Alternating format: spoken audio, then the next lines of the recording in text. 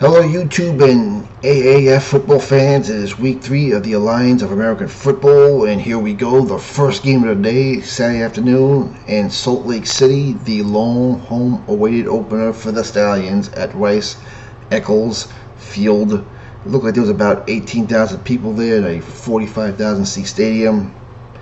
Okay, I guess I was hoping for a bigger crowd, being that this is Salt Lake's first professional football team ever, but I guess the 0-2 start had something to do with that. It was about 35 degrees and sunny. Weather wasn't a real factor. It's definitely the cold weather side of the league. John Wolford, who had a field day against his Salt Lake City defense the first time around, he was named Offensive Player of the Week. That was not the case today. Dennis Erickson, to his credit, made a lot of adjustments. A lot of stunts, a lot of blitzes. He mixed it up a lot. They were in John Wolford's face the whole day. Several knockdowns, a few sacks. He was hurt a lot. He was not in rhythm. They kept him out of rhythm. They could never get the running game going, and even that passing play, they couldn't get going. Presley Cook could not run the ball. They had trouble getting the ball to his favorite receiver, Rasheed Ross. Josh Woodward came back today to start for Salt Lake City, replacing Austin Allen, who replaced Josh last week with the hamstring injury, and Josh Woodward looked real good today. He did what he had to do. He was solid. Opened the drive at a Taylor Bertollet, the much maligned Taylor Bertollet, with a 54-yard field goal with 9:16 left in the first quarter. They were up 3-0. On the ensuing drive, Wolford takes his team down to the Salt Lake 33. They attempt a 50-yard field goal, and Nick Folk, the former Cowboy, misses it with 2:12 left in the first quarter. And that's the way that first quarter ended. We go to the second quarter. Big play. I'd say about 10 minutes in the second quarter. 4th and 2 for the Stallions on their own 43. They go for it, and Bergnon muscled his way to a first down, kept the drive alive. I mean, he really muscled his way. I thought he was caught dead in the backfield, but he muscled his way, got the first down, kept the drive alive. Josh Woodward would eventually hit Demone Pearson L with a 25-yard touchdown pass. The 2-point conversion was once again no good. The Stallions are having a big-time trouble on 2-point conversions. They're going to have to improve in that.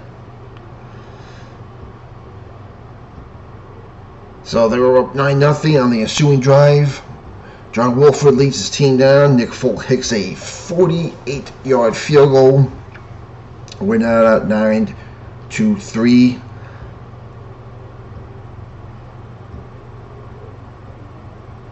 Right before the half, well, towards the end of the second quarter, John Woodford would lead his team down to a touchdown, hitting Rasheed Ross for a 1-yard touchdown pass. Some bad penalties on that drive on Salt Lake. Johnny Paul, horse collar tackle on second goal, game an automatic first down. And on the 2-point conversion, it was initially ruled that John Wolford got in on the option. Terry Vente on the replay official upstairs said nope, that was overturned, so the game was tied at 9 apiece. And that's what we went into. We went to the game tied at 9-9, going to the third quarter. John Wolford leads the second half off with an interception by Greer Martini. He was a beast today. He had 7 tackles with that interception.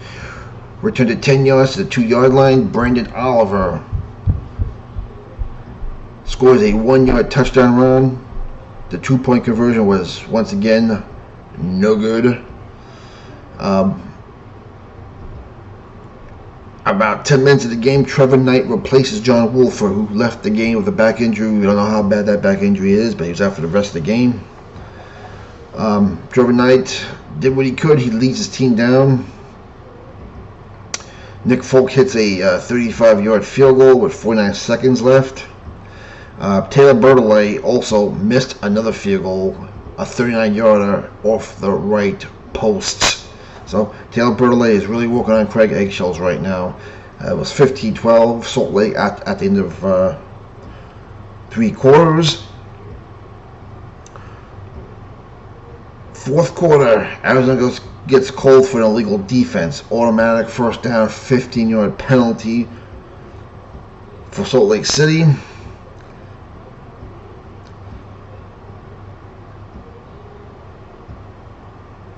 Eventually, Josh Woodrum would lead the Stallions in for another score. It looked like, though,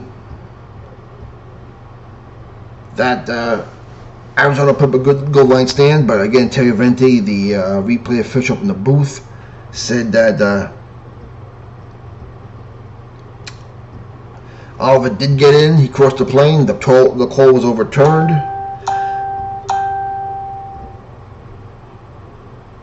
Salt Lake actually converts the 2-point conversion, Woodrum hitting Pearson L in the end zone. It was 27-12. And it was pretty much lights out after that. Arizona would never get close again. I mean, let's see, Luke Arizona had another sack on Trevor Knight.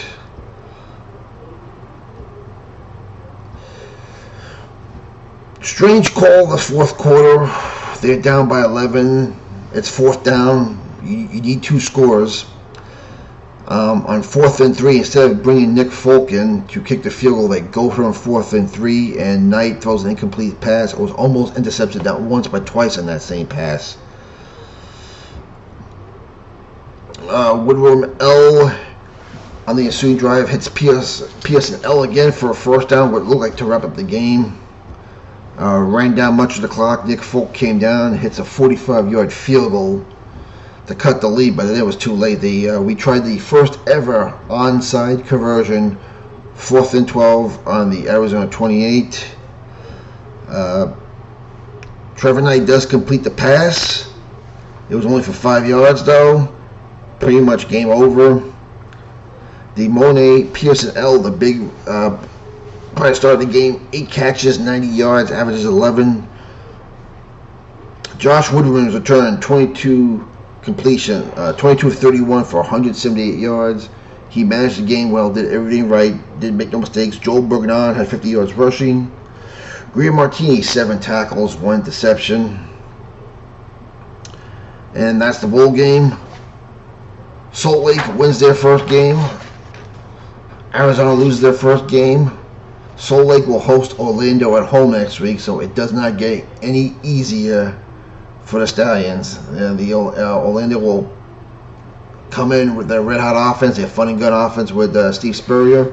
Dennis Erickson bet a good defensive game plan on the way. And as for Arizona, they return home to Tempe to play probably the worst team in the league, if you ask me, the Atlanta Legends. So a couple tidbits in this game. This was my first time watching anything on the Bleacher Report Network, and I gotta say, Mark Malone, Maurice Jones-Drew, and Sean O'Hara did a good job calling the game. And unlike TNT last week, no weird, crazy camera angles. The game was actually a pleasure to watch. They did a good job. I was disappointed with the Salt Lake crowd. I was hoping for at least 20. I'm not sure if they even got that. We haven't got the attendance figures yet. The other thing that irked me was the colors of the University of Utah were still on the field, both the end zone and at midfield. I guess the university refused to paint the colors of the Stallions in their Detroit-like uniforms on the field. They say it costs too much. It's a hybrid turf. It costs too much to paint and repaint, so they just left it on the field. Kind of embarrassment for the Stallions. I mean, this is their home field, and they can't even get their colors painted on the field.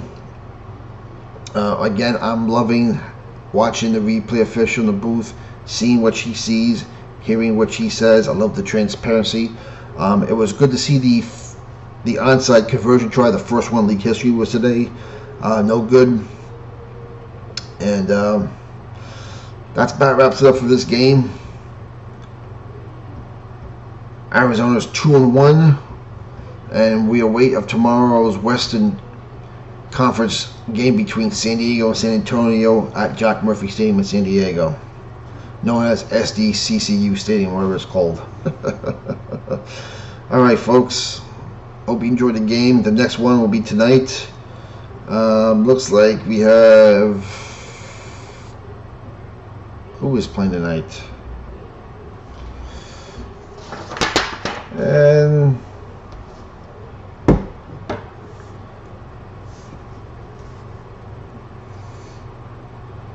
who is playing tonight? Tonight's game will be on the NFL Network, so that's the other thing about watching this game on the Bleacher Report. Instead of watching it on my 40-inch TV over there or my 60-inch one upstairs, I had to watch on my 20-inch computer screen here, so I wasn't happy about that. But the good thing is I do have pretty good speakers and a bass system, so that didn't turn out to be much of an issue for me today. Alright, tonight's game is, oh boy, Memphis at Orlando. Memphis has got some work to do with Orlando. Good luck. We'll give you highlights of that game later. Take it easy. Enjoy the football game tonight, and we'll give you highlights tomorrow morning of Memphis and Orlando.